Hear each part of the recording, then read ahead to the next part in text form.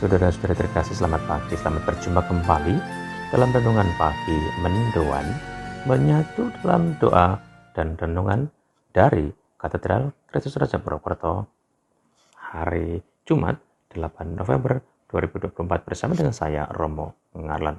Saudara-saudara terkasih, bagaimana kabarnya hari ini? Bagaimana kabarnya keluarga Anda masing-masing? Lor Gunung Slamet Kidul Kali Serayu, muga pros dulur slamet lan rahayu. Saudara-saudara terkasih, Injil Tuhan hari ini dari Lukas 16:1 sampai dengan 8. Dalam nama Bapa dan Putra dan Roh Kudus, amin. Tuhan bersamamu dan bersama rohmu.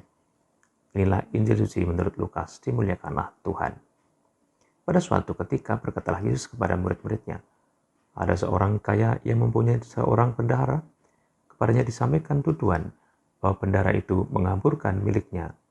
Maka si kaya itu memanggil bendaharanya dan berkata, "Apakah yang telah kudengar tentang dirimu? Berilah pertanggungjawaban atas urusanmu, sebab engkau tidak boleh bekerja sebagai bendahara lagi."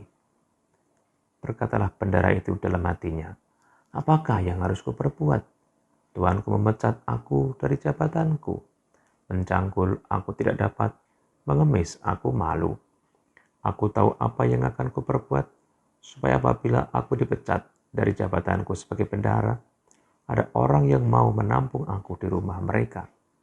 Lalu ia memanggil satu demi satu orang yang berhutang kepada tuannya. Berkatalah ia kepada yang pertama, "Berapa besar utangmu pada tuanku?" Jawab orang itu, 100 tempayan minyak. Lalu kata bendahara itu, "Inilah surat utangmu, duduklah dan buatlah surat utang lain sekarang juga 50 tempayan. Kemudian ia berkata kepada yang lain, "Dan saudara, berapa utangmu?" Jawab orang itu, 100 pikul gandum. Katanya kepada orang itu, "Inilah surat utangmu, buatlah surat utang lain 80 pikul." Bendahara yang tidak jujur itu dipuji tuannya karena ia telah bertindak dengan cerdik. Sebab anak-anak dunia ini telah cerdik terhadap sesamanya daripada anak-anak terang. Demikianlah sabda Tuhan, terpujilah Kristus. Saudara-saudara terkasih, ada sesuatu yang agak aneh dalam Injil hari ini. Injil hari ini mengisahkan bendahara yang tidak jujur malah dipuji oleh tuannya. Ada dua hal yang menarik. Satu, bendahara yang tidak jujur itu pasti akan dipecat karena telah merugikan tuannya, merugikan juragannya, telah menghambur-hamburkan uang demi kepentingan pribadi. Namun Tuhan itu memuji kecerdikan bendahara yang bisa mencari jalan terobosan untuk masa depannya, sehingga ketika dipecat dia tetap bisa bertahan hidup. Dia mencari jalan keselamatan bagi hidupnya di masa yang akan datang. Saudara-saudara terkasih, melalui sabda hari ini, Yesus berpesan kepada kita, kepada saya dan Anda semua, agar kita hidup dalam kejujuran dan tidak merugikan orang lain. Tuhan tidak suka kita berbuat curang, berbuat tidak jujur, apalagi berbuat jahat. Dan menghendaki kita hidup dalam kejujuran, menghargai sesama kita, dan tidak merugikan mereka. Yang kedua, kita hendaknya cerdas seperti bendahara. Tidak hanya mencari demi dirinya sendiri, mencari keuntungan pribadi, namun mencari jalan keselamatan di masa mendatang. Memikirkan masa depan hidup kita.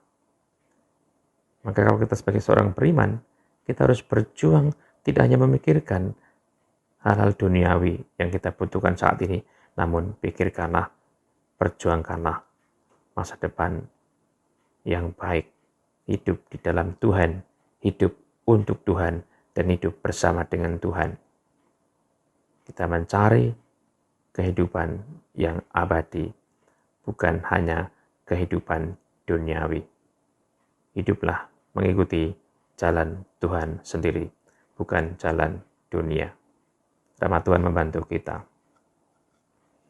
Allah yang penuh kasih berkati kami semua, agar kami memikirkan hidup kami di masa mendatang. Tidak hanya mencari kepentingan duniawi, tetapi juga memikirkan kehidupan surgawi. Hidup di jalan Allah, hidup bersama dengan Allah, hidup dalam Allah, dan hidup mengandalkan kuasa Allah. Berkati kami semua dan pekerjaan hari ini, agar selaras dengan kehendak-Mu, demi Kristus Tuhan dan pengantara kami. Amin. Tuhan bersamamu dan bersama rohmu. Saudara sekalian, dan pekerjaan hari ini diberkati oleh Allah yang Maha Kuasa, Bapa dan Putra dan Roh Kudus. Amin. Saudara sekalian, selamat beraktivitas. Tuhan memberkati. Salam mendoan.